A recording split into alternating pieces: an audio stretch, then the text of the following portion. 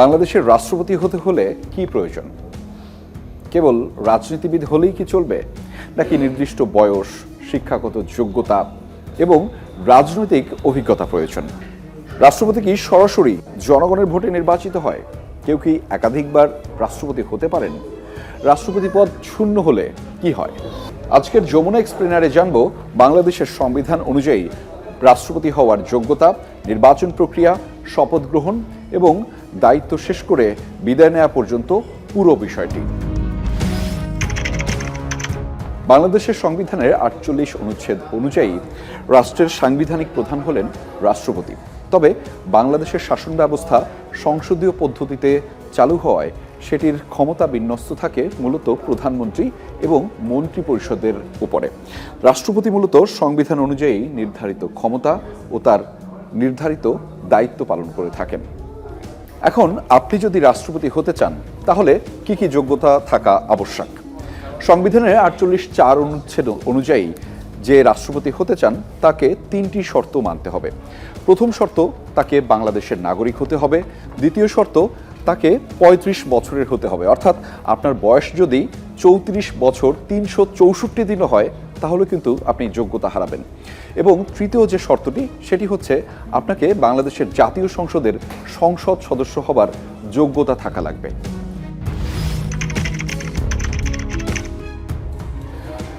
যেহেতু সংবিধান অনুযায়ী একজন ব্যক্তির জাতীয় সংসদের সংসদ সদস্য হওয়ার যোগ্যতা থাকতে হবে, তাই এবার জেনে নিব কাদের আসলে সংসদ সদস্য হওয়ার যোগ্যতা নেই।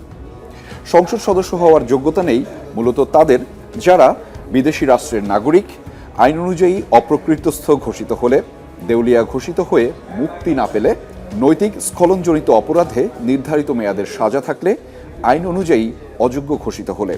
এসব ক্ষেত্রে রাষ্ট্রপতি হওয়া সম্ভব নয়। অনেকেই মনে করেন রাষ্ট্রপতি হতে হলে উচ্চশিক্ষিত হতে হয়, কিন্তু ব্যাপারটা এরকম না। মজার বিষয় হলো এমন কোনো বিধিনিষেধ কিংবা এমন কোনো ধারণা সংবিধানে উল্লেখ নেই। অর্থাৎ সংবিধানে আপনার কতটুকু নির্দিষ্ট ডিগ্রি থাকতে হবে তার কোনো ধারণা কিংবা বিষয় উল্লেখ করা নেই। তাহলে প্রশ্ন আসতেই পারে, রাষ্ট্রপতি কে নির্বাচন করেন আর কিভাবে নির্বাচিত হয়? দারুণ ব্যাপার হলো বাংলাদেশের রাষ্ট্রপতি বাংলাদেশের জনগণের সরাসরি ভোটে নির্বাচিত হয় না। সংবিধানের ১২৩ অনুচ্ছেদ অনুযায়ী জাতীয় সংসদের সদস্যরাই রাষ্ট্রপতি নির্বাচনের জন্য প্রভাব রেখে থাকেন।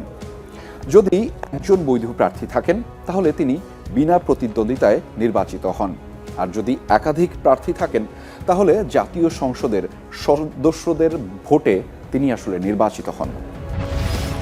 রাষ্ট্রপতির মেয়াদ কতদিন? সংবিধানের ৫০ অনুচ্ছেদ অনুযায়ী বাংলাদেশের একজন রাষ্ট্রপতির মেয়াদ ৫ বছর। তবে নতুন রাষ্ট্রপতি শপথ নেয়ার আগে বিদায়ী রাষ্ট্রপতি তার শপথে বহাল থাকতে পারেন, যাতে করে কোনো ধরনের সাংবিধানিক শূন্যতা তৈরি না হয়। আপনাদের প্রশ্ন আসতেই পারে, একজন ব্যক্তি ঠিক কতবার রাষ্ট্রপতি হতে পারেন?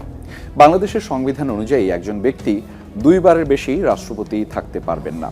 অর্থাৎ একজন ব্যক্তি ২ বার রাষ্ট্রপতি পদে থাকলে তিনি আর পরবর্তীবার রাষ্ট্রপতি হওয়ার যোগ্যতা রাখেন না। রাষ্ট্রপতি তো নির্বাচিত হয়ে গেল, রাষ্ট্রপতি নির্বাচিত হওয়ার পরে আসলে কি হয়?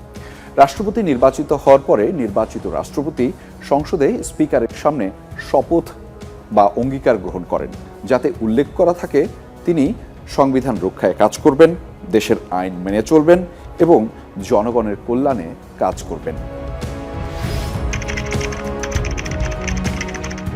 বিভিন্ন কারণে রাষ্ট্রপতির পদটি শূন্য হতে পারে, বিশেষ করে ৫ বছর মেয়াদ পূর্ণ হলে এবং রাষ্ট্রপতি ক্ষমতায় থাকাকালীন তার মৃত্যু হলে, পদত্যাগ করলে, অভিশংসনের মাধ্যমে অপসারিত হলে এবং সংবিধান অনুযায়ী অন্য কোনো কারণে পদ শূন্য হলে। রাষ্ট্রপতির পদ শূন্য হলে কি হয়? রাষ্ট্রপতির পদ শূন্য হলে সংবিধান অনুযায়ী স্পিকার অস্থায়ীভাবে রাষ্ট্রপতির দায়িত্ব পালন করেন, যদি তিনি রাষ্ট্রপতির দায়িত্ব পালনে সক্ষম হন, এবং এরপরে আগামী ৯০ দিনের মধ্যে রাষ্ট্রপতি নির্বাচন প্রক্রিয়া সম্পন্ন করতে হয়। এখন আপনার মনে যদি শেষ প্রশ্নটি এসে থাকে, রাষ্ট্রপতি কি কোনো নির্দিষ্ট রাজনৈতিক দলের সদস্য থাকতে পারবেন? উত্তর হলো না। সংবিধানের 50-3 অনুচ্ছেদ অনুযায়ী রাষ্ট্রপতি তার দায়িত্ব গ্রহণের পরে কোনো নির্দিষ্ট রাজনৈতিক দলের সদস্য থাকতে পারবেন না। এবং সেক্ষেত্রে কি কি হতে পারে আরও যদি আপনি জানতে চান, আপনাকে বিশেষ করে সংবিধানের বেশ কয়েকটি অনুচ্ছেদ সম্পর্কে জানতে হবে। সেখানে স্পষ্টভাবে রাষ্ট্রপতি নির্বাচন, শপথ গ্রহণ, দায়িত্ব, মেয়াদ ও পদ শূন্য হওয়ার পুরো প্রক্রিয়াটি বর্ণনা করা আছে। সংবিধানটি দেখুন, আরও বিস্তারিত আপনি জানতে পারবেন।